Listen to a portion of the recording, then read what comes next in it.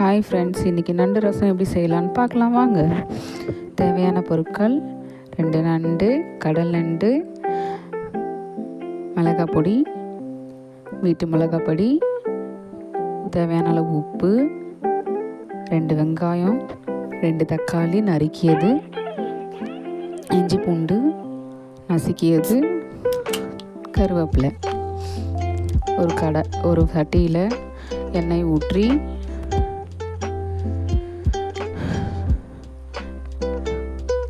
நசுக்கிய நண்டை சேர்த்துக்கணும்.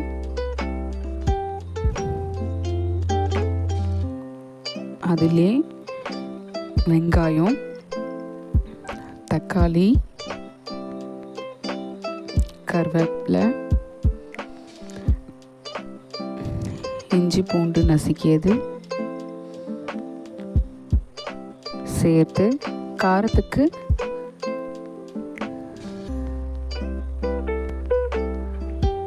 வீட்டு மிளகாய் பொடி, தனி மிளகாய் பொடி சிறிதளவு, தேவையான அளவு உப்பு சேர்த்து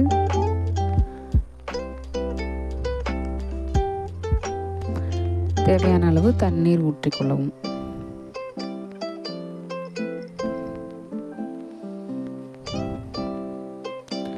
கலந்து விட்டுட்டு மூடி போட்டு 15 நிமிஷத்துக்கு கொதிக்க விடணும்.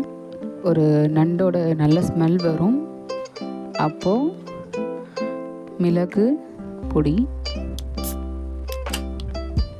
கொத்தமல்லி, புதினா தூவி